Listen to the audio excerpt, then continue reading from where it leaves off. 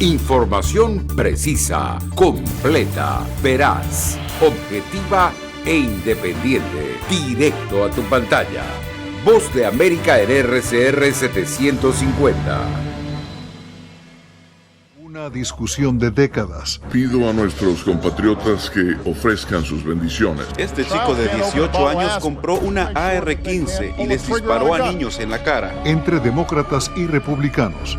No hay mayor admirador de la segunda enmienda que yo, ni mayor admirador de la asociación al rifle. Sé que hay mucho trabajo por hacer y nunca me rendiré. Y en el medio. Ella era una pequeña inocente.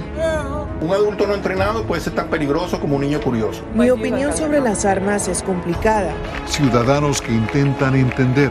No parece cambiar la mentalidad que tenemos de que todo el mundo tiene derecho a un arma. Las armas son tan peligrosas como los autos. En V360 analizamos la cultura de la violencia en Estados Unidos. ¿Son las armas el problema? Este chico de 18 años compró una AR-15 y les disparó a niños en la cara. ¿O la solución? Si hubiera armas adentro, operadas por las personas correctas, verán que eso se termina.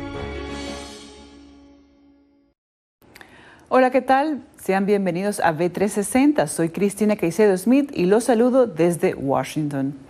La violencia con armas de fuego parece estar profundamente arraigada en Estados Unidos. Por un lado están los que defienden el derecho constitucional de adquirir y portar un arma, y por el otro se ubican los que consideran que la segunda enmienda pone en riesgo otro derecho básico, el de la vida.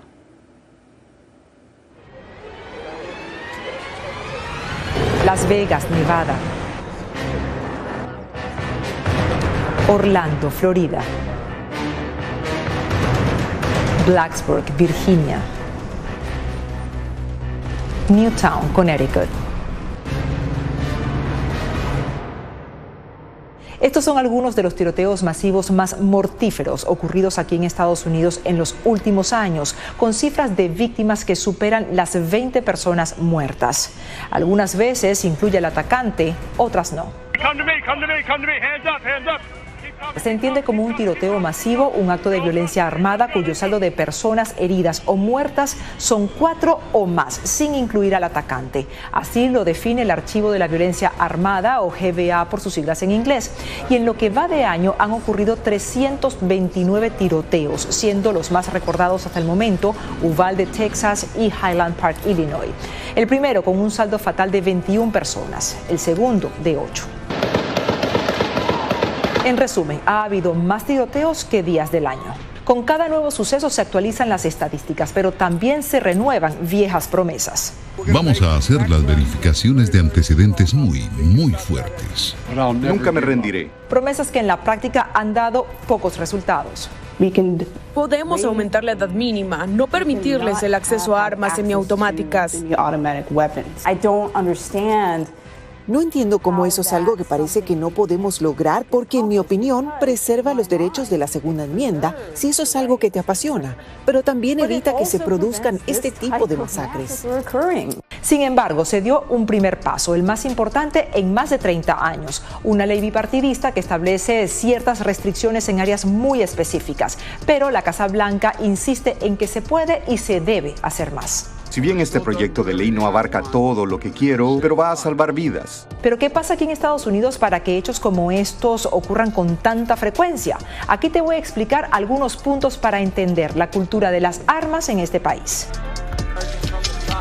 Quizás la primera explicación es de tipo legal, y es que Estados Unidos blindó el derecho a portar armas en su propia carta fundacional, y contra ella no hay ley que valga. Pero la historia nos trae también un dato curioso. Antes de adoptarse la Carta Magna, cada estado operaba de forma relativamente independiente. La primera versión de la Constitución de Estados Unidos establecía la creación de un ejército de soldados profesionales bajo el control y administración del gobierno federal. Sin embargo, muchos líderes estuvieron en desacuerdo con la centralización del poder, y aquí es cuando se redacta la segunda enmienda para asegurar que cada estado tuviera su propia milicia integrada por sus ciudadanos. El tema central era que los ciudadanos tenían el derecho de formar milicias y portar armas, pero para defenderse de un Estado autoritario un Estado con demasiado poder. Hoy en día las personas hablan y utilizan los medios de comunicación y las plataformas sociales para hacer valer su primera enmienda a la Constitución, y en esa época no existían las computadoras, pero sí existían las armas de fuego. Es una fascinación, pero también un fácil acceso a las armas. La segunda explicación es que aquí en Estados Unidos hay un enorme número de armas en manos de civiles, algo que podemos entender mejor si vemos estas cifras. Fíjense, Estados Unidos abriga menos del 5% de la población mundial, pero acumula el 48% de las armas de uso privado de todo el mundo. Y he aquí otro dato de interés. En Estados Unidos hay más armas que gente. Sí, así como lo oyen, 390 millones de armas de fuego contra 333 millones de habitantes. Un estudio publicado por los Anales de Medicina Interna en febrero de este año indica que 7,5 millones de adultos adquirió un arma por primera vez durante la pandemia, lo que expuso a 11 millones más de personas a armas de fuego en sus hogares. Según Statista, los 5 estados con mayor cantidad de armas registradas en manos de civiles son Texas, Florida, Virginia, California y Pensilvania. Vivimos en realidades diferentes, ya sabes. Si te ha afectado la violencia armada, tu realidad sobre lo que son las armas es una cosa. Y si nunca te has visto afectado, puedes continuar alegremente con tu vida. Las armas son tan peligrosas como los autos. Estaría bien con regularlas como a los autos. O sea, la persona que igual no consideraba tener un arma dice, no, pues igual debo de tener una, ¿no? Otra variable en esta ecuación es la salud mental. Por un siglo y medio, los jóvenes de 18 años han podido comprar rifles y no teníamos tiroteos en las escuelas. Tal vez estamos enfocándonos en el punto equivocado. Si bien son los tiroteos y asesinatos con armas de fuego los que más llaman la atención, según los Centros para el Control y Prevención de Enfermedades, CDC por sus siglas en inglés, los suicidios son mayores que los homicidios. Yo considero que esto es un problema que tenemos como sociedad. Es un problema que se origina en el hogar. Y el último aspecto para entender la cultura de las armas en Estados Unidos es el lobby político, que ha hecho que una organización como la Asociación Nacional de Rifles se convierta en un instrumento clave para el financiamiento de campañas. Un tema espinoso sin duda que presenta más desencuentros que encuentros. Sin embargo, hay medidas inmediatas que cuentan con bastante consenso entre todos los ciudadanos. Un 87% está de acuerdo en prohibir la venta de armas a personas con enfermedades mentales. El 81% se inclina por hacer más exhaustiva la comprobación de antecedentes penales. Y más del 60% apoya prohibir las armas de asalto y cargadores de alta capacidad. Y como la popular pregunta, ¿quién le pone entonces el cascabel al gato? En lo que respecta al control de armas aquí en Estados Unidos, ninguna de las partes quiere ceder un porcentaje de su ganancia actual. O por lo menos esto es lo que parece. Solo el tiempo lo dirá. Natalie Salas Guaitero, Voz de América, Washington.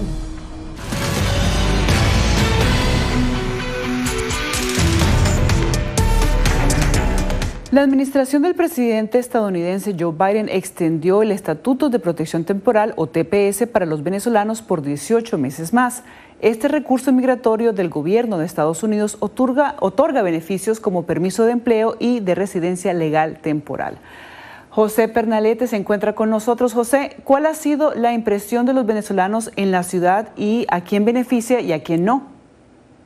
Ha sido muy bienvenido. Ha habido una expectativa de cuenta regresiva y cuando se dio a conocer la noticia, los venezolanos no salieron a las calles, pero ante la petición de su opinión se manifestaron complacidos. Sin embargo, exigen también algunas organizaciones la redesignación, es decir, redefinir la fecha de ingreso para amparar cerca de 200,000 venezolanos adicionales que estarían ingresando posterior a marzo de 2021. Cris.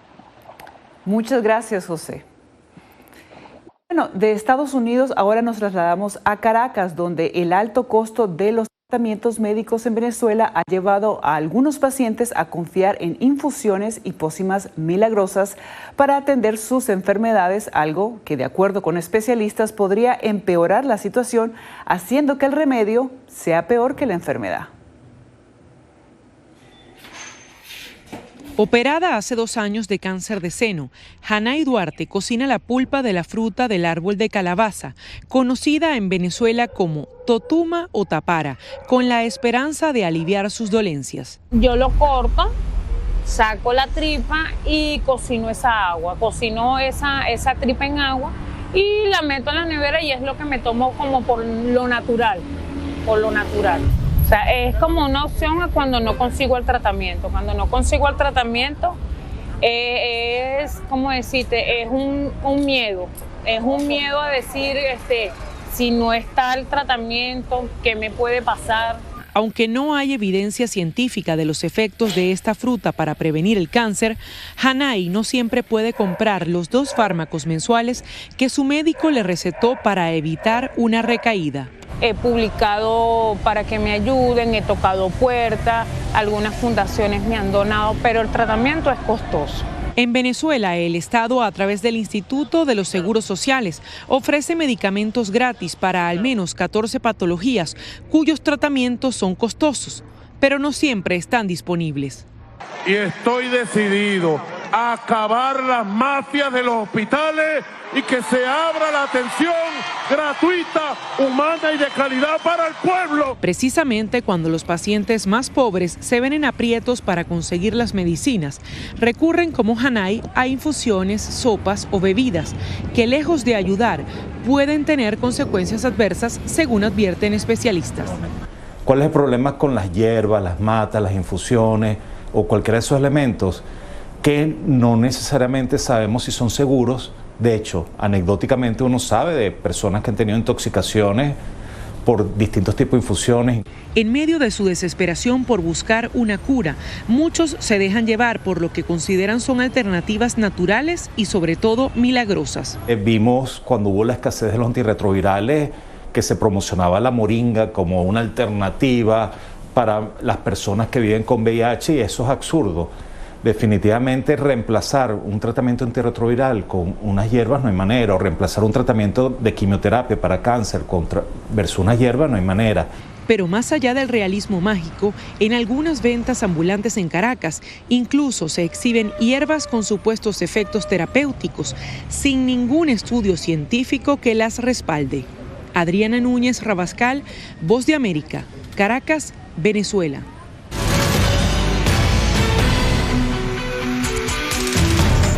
Las redes sociales se han convertido en una de las más poderosas herramientas para comunicar. En Ecuador, un grupo de activistas las usa para informar a la comunidad venezolana migrante sobre sus deberes y derechos, teniendo un gran impacto en aquellos que buscan apoyo y datos sobre cómo regularizar su estadía en el país sudamericano. La activista venezolana por los derechos de los migrantes, Betsabeth Jaramillo, encontró en Instagram la mejor herramienta para ayudar a miles de sus compatriotas que a diario buscan información sobre el proceso de regularización en el Ecuador. Porque cuando eres migrante a veces no tienes acceso a toda la información y aparte los portales de información no te lo entregan todo para tú conocerlo. Betsabeth relata que eligió esta forma de comunicarse considerando el nivel de penetración que tiene esta red social. Su estrategia se basa en la sencillez del mensaje para lograr identificación en su público. Para mí, en mi caso, mi Instagram se ha convertido en un instrumento, una herramienta para poder ayudar al migrante a conocer sus derechos y empoderarlos, que es lo más importante, que ellos sepan que tienen derechos, tienen responsabilidades y qué procedimientos deben hacer para tener una vida estable, una vida digna en este nuevo país. Esta experimentada activista calcula que en un anterior proceso de regularización en el país andino colaboró para que alcancen su objetivo cerca de 97,000 venezolanos. Sin embargo, sigue sumando a quienes entrega información permanentemente. En WhatsApp tengo los contactos de aproximadamente 5,000 personas y estoy en 78 grupos de venezolanos en todas las provincias del país. A unos 400 kilómetros de Quito, en la ciudad costera de Manta, otra activista, Mari Carmen Hernández, también cuenta por cientos los migrantes a los que ha ayudado de manera gratuita. Basa su trabajo en otro canal de interacción, la plataforma WhatsApp, muy usada en este país. Se siente demasiado bien. Muy bien. O sea, como te puedo decir que es bonito cuando alguien te dice que pudo traer a su familia gracias a la información que le dimos, que se pudo reencontrar con alguien que tenía tiempo que no veía, que se pudo regularizar, que ya tiene un trabajo fijo. Una misión parecida realiza el abogado Mario Quiroz, quien promueve la defensa de los derechos de los migrantes a través de su cuenta en redes sociales. Coinciden los peligros que ponen en situación de vulnerabilidad a ese sector. La falta de información por parte de los organismos oficiales también incentiva el hecho de que se explote o de que se malinforme al migrante. Entonces, para nosotros es un reto bastante importante tener que suplir esas deficiencias para que precisamente nuestra población se mantenga informada. Daniel Jiménez es un joven de 19 años que llegó al Ecuador hace 3 años y medio. Explicó que también encontró en las redes sociales una sencilla forma de recibir información. Eso le sirvió para regularizar su situación. El tema de las redes es que con un TikTok tú puedes llegar a una persona y explicarle todo. Y la persona en 15 segundos, porque eso dura más o menos un video, 15 segundos de un reel, un TikTok, ya tiene la información. Y no está leyéndose la ley de movilidad humana. María José León, una psicóloga clínica migrante en Quito, catalogó a la falta de información como uno de los principales desafíos que enfrentan quienes recién llegan al país. Advirtió que los problemas relacionados con la regularización van de la mano con otros, como la falta de empleo y dinero, y esto puede degenerar en otros factores como estrés, ansiedad, miedo o depresión, por lo que destacó la necesidad de ayuda profesional. El poder tener soporte o quizás herramientas que te permitan hacer frente a un proceso migratorio, a un duelo migratorio en este caso, y que eviten complicaciones a nivel emocional. ¿Esto pasa? ¿A usted le ha sucedido? Está claro que para estas personas lo más importante es devolver a la sociedad y a la vida un poco de lo que recibieron en su momento, y su más grande satisfacción es simplemente ayudar. Néstor Aguilera, Voz de América, Quito. Este año entró en vigor en España la modificación del régimen jurídico que trae consigo el preámbulo de la Ley de Protección Animal, que reconoce a las mascotas como seres vivos dotados de sensibilidad, en donde se busca garantizar la protección de los animales y su bienestar. ¿Qué responsabilidad deben tener ahora los dueños de mascotas y sobre todo qué significa para los seres vivos? Veamos. Con 4 patas, con bigotes, peludos, con plumas o con escamas. No importa su forma o su aspecto. Los animales forman parte del día a día de muchas personas. Para algunos son incluso su familia. Este es el caso de Valeria, una perrita rescatada por Jessica en el metro de Caracas cuando vivía en Venezuela.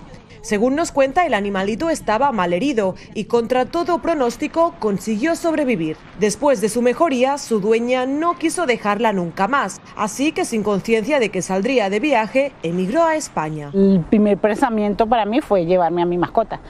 Sandra es otra gran amante de los animales y Bruna, su perrita salchicha, lo sabe. Es como mi hija, me la llevo a todos lados. No voy a un sitio si no puede venir Bruna.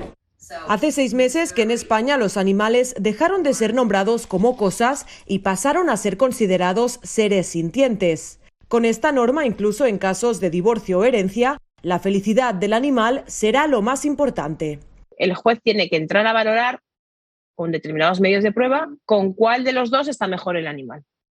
Si la familia tiene hijos y hay una custodia compartida, pues el perro irá donde vayan los niños, para que los menores no pierdan ese vínculo con el animal, por ejemplo, ¿no? La norma, sin embargo, no recoge qué pasa con el animal en los casos en que la pareja no esté casada o si alguno de los dos no quiere hacerse cargo de la mascota, pero sí que establece que los animales son inembargables y también regula el abandono por la causa que sea. Antes tenías la obligación de devolverlo y ahora no.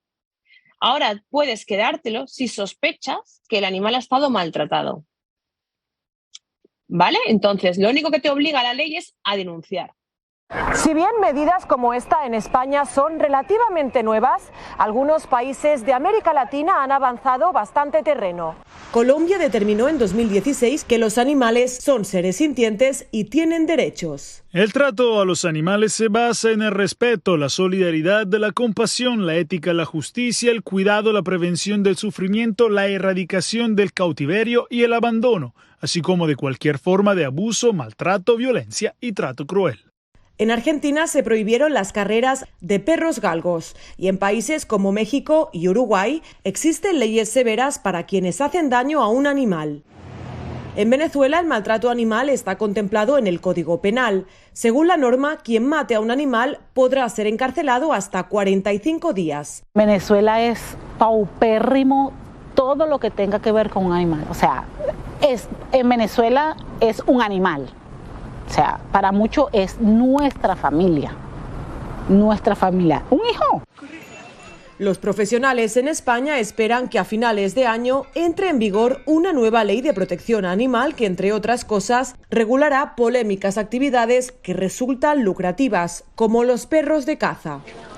Julia Riera, Voz de América, Barcelona, España.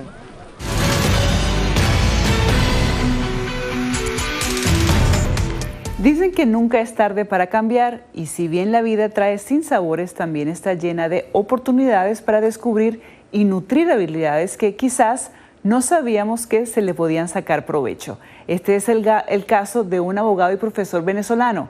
Veamos su historia.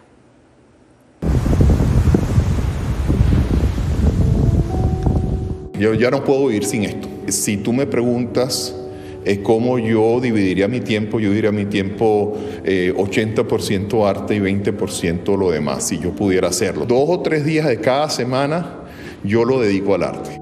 Así describe el venezolano Carlos Ponce su realidad actual. Por años dedicó su vida a la academia, las aulas, el análisis político y la defensa de los derechos humanos. La vida lo obligó a dar un giro a sus 50 años. Debido a la pandemia, su ritmo de trabajo, viajes, clases y asesoramiento en América Latina y Estados Unidos bajó casi a 0, lo que le dio la preocupación sobre qué hacer en el futuro.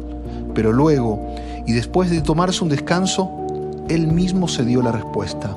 Yo no puedo estar ninguna semana que no esté pintando, que no esté trabajando en la playa. He suspendido la mayoría de viajes, ya no doy clase en Nueva York. Yo había días que no me aguantaba a mí mismo y estaba angustiado, tenía el efecto de faltarte la adrenalina. Y yo de repente me di cuenta que yo no tenía vida, yo no tenía familia, yo no sabía ni quién era yo, pues en algún momento. Entonces cuando empiezo a pintar, me doy cuenta que hay cosas mucho más allá. Empiezo a inspirarme con colores. Entonces en ese momento se me acabó la angustia. Y ahora, con menos angustia y más ganas, logró concentrar su amor por el arte con su sentido de justicia para ayudar a artistas hispanos con realidades muy difíciles en países como Cuba, Venezuela y Nicaragua. Montado en esta nueva pasión, ayudó a varios fotógrafos cubanos que fueron perseguidos en sus países y logró realizar una muestra de sus piezas en la sede de la Organización de Estados Americanos en Washington. Para los artistas de Hispanoamérica, cuando los artistas no tienen todos los recursos, no tienen todas las posibilidades que te puede dar financiamiento, apoyos de sponsorship. Tú ves estos artistas cubanos que además salen a demostrar a la calle, no tienen ni con qué comer a veces y tienen muy pocos apoyos. Así, siempre cerca del mar, Carlos echa a volar su imaginación y lo plasma en el lienzo. Dice que el arte lo salvó del estrés, lo salvó de ahogarse en una vida exigente, en la que pasaba semanas en un avión para cumplir con su apretada agenda.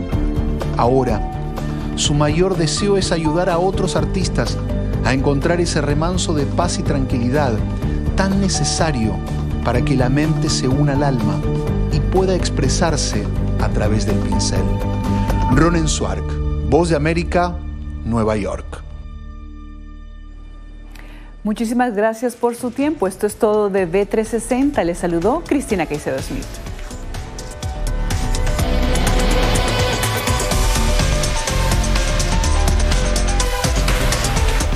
Radio Caracas Radio presentó Voz de América.